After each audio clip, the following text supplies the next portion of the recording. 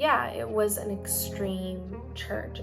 I was involved in an extreme group. There was for me a bit of red flags. Well, I thought it was really uncomfortable. There was a little bit of drama.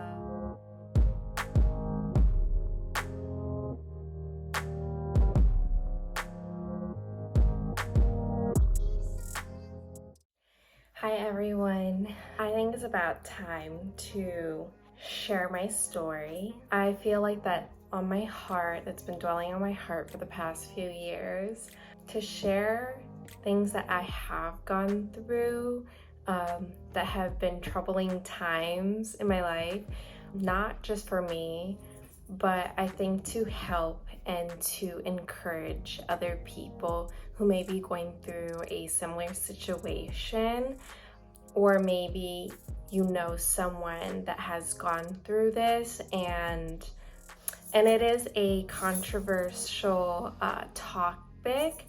The stories in the future that I want to share, I don't want to bash anybody. I'm trying not to bash anybody disrespectfully or saying, oh, don't involve with those people, no. You could be friends with them, but again, this is my experience. And maybe you guys who have been following me and watching my videos as well may have seen a difference now and then.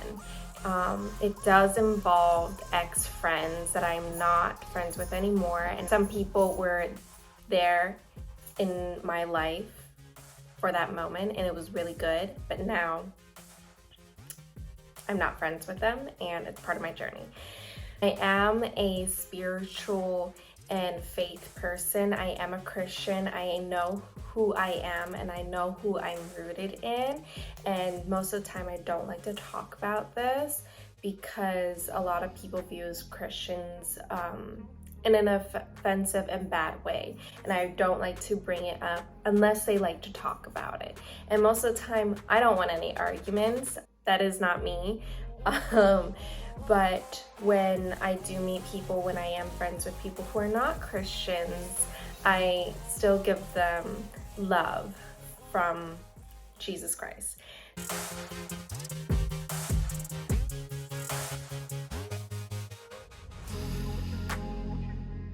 My last year of college, end of the year 2018 to fall of 2019. I had friends who were from different countries in Africa. They were attending this church in Boston because I was going to school there. And I decided in that time of my life, I wanted to leave my American church that was going to past 3 years. This church branched off from another and was more focusing on young college students, young adults, and they didn't have an established place. So they would try to have their church services on Sundays on campuses. So through their students who were attending to get access, I got involved. I got them access to have church on my campus.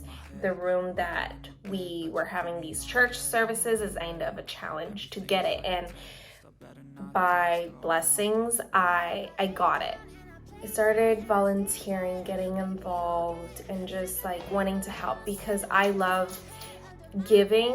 I think my love language is gifting and also helping. I even stored their sound equipment in my apartment closet because it was a huge space and they had nowhere to put it. Later in the year, it got interesting. Their church was founded in Africa. There was for me a bit of red flags. I started to get into the summer of 2019. A lot of the members started almost idolizing their head leader in their church, and I was like, it's really uncomfortable. Okay, so I brushed it over, no big deal. Girls wanted to be like the wife of the pastor, and or to have a husband, something similar to that, because he's such a, good role model. The men in the church, they were also awe of the pastor. Like, I want to be, like him, which is great, great to aspire to be something like that, but not to, in my opinion, idolize. You don't ever want to set me free. But if I lay down and I play dead. There was a little bit of drama, a retreat in New Jersey. There was somebody that I was friends with, and I don't know why, I think like a lot of girls and even the pastor and his wife that I was attending to, they were complaining about her, not talking very nice about her. And I thought that was wrong. Something happened. This also has to involve with my story because they bring it up later on. If you are a person of faith and you do attend church, make sure, your church in some ways doesn't make the congregation feel bad, okay, in negative ways. We're all, I'm not a perfect person. Yes, there are times I do swear, I get frustrated, and sometimes, there are people that I've met who are the best and loving people, and sometimes they make mistakes. Sometimes maybe huge mistakes. That's okay. My God that I believe and serve in, he is a loving person. Whenever we make mistakes, most of the time we run away, right? Our God doesn't like to shame or like, oh, you did bad, scolding you. No, he is coming with loving arms. He still loves you, and in some ways, he still does a miracle that we don't deserve, right? I'm just saying this based on experience. When we were at the retreat, the head of the pastor actually came from Africa to come to the United States preach. And it came to the offering times, and then he's like, who's gonna give $10? And then eventually it reached to $4,000. For me, and I think a lot of Americans, that's a lot of money. The way he said it like no one was coming up, and he was like, oh my gosh, I know somebody is going to be giving $4,000, just like in a reprimanding. Finally, one person did come up.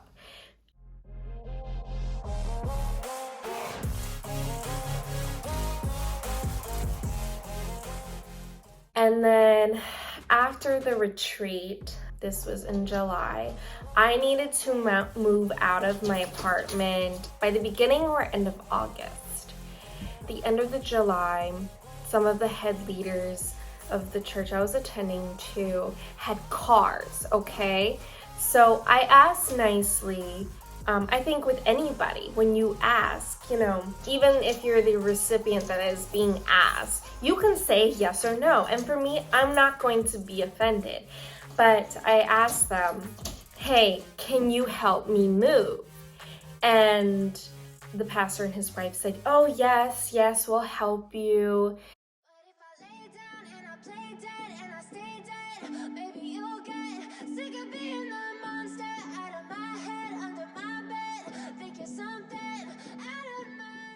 Even 2 weeks to a week before I was to move, they even reminded me, because sometimes I hate to ask, right?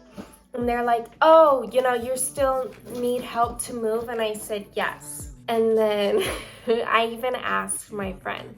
And at this time, I never really asked for anything. Maybe I have, but not a lot. I know that for sure. And I asked her, hey, can you help me move into my new apartment? And she said yes.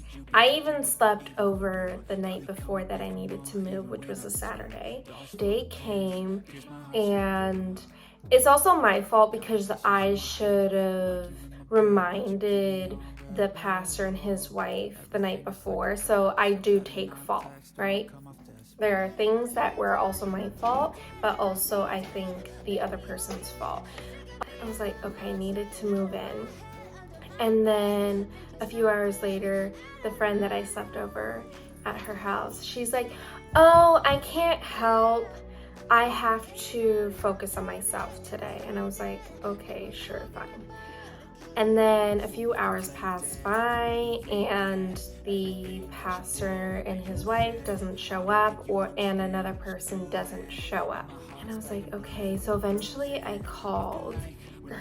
I don't know, this is where it gets a little confusing. They answered and they're like, we'll help you tomorrow, and yeah, I know we're supposed to help you today, but we can't, we're also too busy. And it really pissed me off because, I was taught by my parents, like, if you gave your word, you should abide to your word. And I was like so upset because it was the only time that I asked for help, and I've been helping them a lot before, and not that like, oh, you should do me a favor or anything, Before the next day, finally I asked my very, very close friend, and they helped me out. They're like, why didn't you call us earlier? And to be honest, their parents were in town and I didn't want to bother, and I felt so bad because they were supposed to also go to a Boston Symphony concert. And also this shows who your true friends are, if they're gonna show up with you for the last minute. You can't always rely on people, but they were there and they're like, yes, of course we'll help you, and so they helped me with a few things, and then my mattress, and even my friend's father came to help, and also later that night they fed me. I was so grateful. I was crying, and I will always be grateful to them, and they are always family to my heart and dear to my family's heart too. And I think the same way it goes with them too. And then the next day, I was just so pissed off. I was like, I'm not going to church. Like, when I get mad, I do need time to cool off. At least I know myself. I know my limits. Like, don't keep pushing me. Otherwise, maybe I know eventually I will blow up, and that's not nice. I was like, okay, let me build my bed frame, build my bookshelves, build everything that I had and reorganize. The people from that church called me, not because of they felt bad and wanted to help. No, because they needed their church equipment, because I had it at my old apartment. And I guess they went to my old apartment, showed up, and I'm assuming my old roommates answered and they're like, she's not here. And they kept calling and then left messages. It was crazy, and I was not answering. I just needed to cool off. And then my summer semester ended, and I decided to take a trip to Washington, D.C. because I was like, I need time and just to relax. And I was going into my last semester, and it would be the last time me being at Berklee. So I treated myself. I saved money to go to DC for 3 nights and 4 days. And just to go around by myself and just enjoy what I needed to do before my last semester.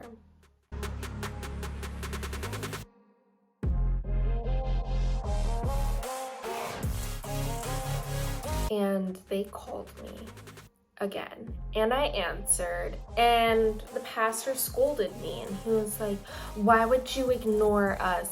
Yes, we were gonna help you, but the next day, you should be grateful and thankful that you're getting help. And just making me feel bad. And I had to mute myself because I was crying, I was upset. And then like it was to a point like it was paranoia. Towards like I think that day I was supposed to go out and like again tour the city, and I couldn't enjoy the day. And then I got back to Boston and his wife called me and she did the same thing. Like when I was in college, like I didn't get any help, you know, you should be thankful. You know, we are busy pastors. Like how dare you ask us help? And I was just like, my goodness. Like I know at the same time it is my fault that I should have reminded them. And like, yes, maybe I shouldn't have ignored them, but at the same time, like I was growing. Again, like the pastor's wife is like, this is normal for us to, you know, put you in place. Us pastors, we have to put our sheep in place, and just all these biblical things using against me. No pastor, no church, if you are attending a church, no pastor, no elder should ever scold you or treat you like this, okay? Otherwise, please run, please leave, please protect yourself, okay? At the time, yeah, I was still growing, still naive, but at the same time, I knew God was on my side, my faith was on my side, and I knew this wasn't right. Even spiritually, I was unsettled, I was unnerved. And between this time and there was a meetup, but literally I thought I was going insane. It was just so like, if you ever felt negativity and like somebody was following you, I mean, I felt like I was being followed. I was like, something was attacking me, and like darkness just was coming over my life. And I was like, this isn't right. And also, the new apartment, I am so thankful for that new apartment that I moved into in my last semester of Berklee.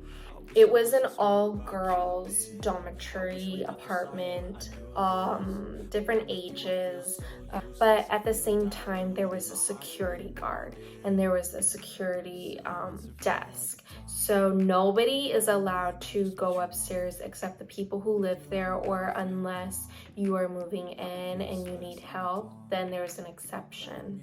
My security lady, she was so nice, so gracious. She's like, hey, there's some people looking for you, and I knew what that meant. So they came to my apartment and my old apartment looking for me. And she had to stop them from going upstairs, and they're like, she's like, you can't go upstairs. Like, no one is allowed to go upstairs unless you live here. I felt like they were following me because like they've also been on my campus and they know like how to get around. It was just chaos. And that's when I went back to my old church that I was attending to for 3 years. And they have a house of prayer called the Justice House of Prayers. There are a lot of house of prayers across the United States, but this one in Boston was called Justice House of Prayer. So I went. I didn't even take the bus because I thought these people were following me, and I was literally going crazy. I was crying my eyes out. My mom knew about it, and she's like, she and her friends were praying for me. And I ran across the Charles River and the bridge because my church and their house of prayer is established in Cambridge, and where I was in the city of Boston. I literally thought I was going insane. And at the time I was also posting, and that's when now the friends I'm talking to who are so kind, they're like, Angel, we were worried for you. And yeah, so I ran to the house of prayer, and once I got there, just peace and tranquility and calmness was over my life. It felt like before I hit the house of prayer, like the rushing and roaring seas were literally drowning me. And then when I got to the house of prayer, I literally felt like the sea was calm.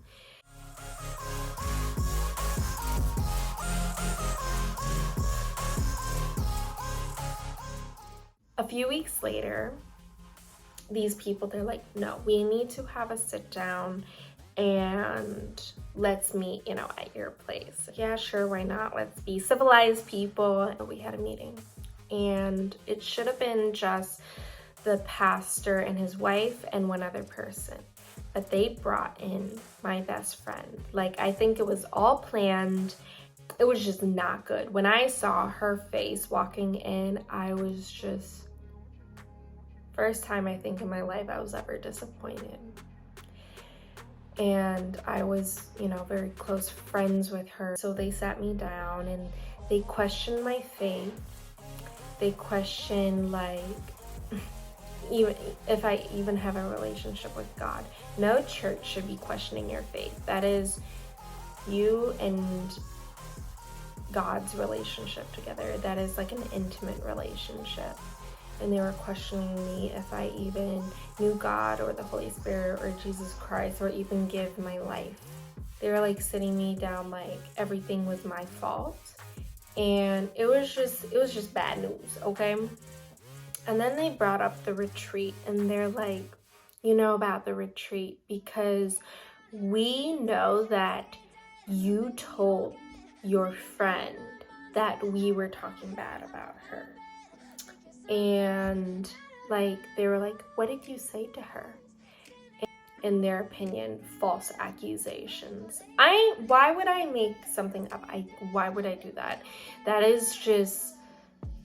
just caused bad news. And then also when you cause that type of drama, it like karma kind of like lands back on your feet, on your butt. And I said, I'm not going to name that person. I know what they said though, because I was there. I was there in person when they said this. And they're like, basically they didn't believe me.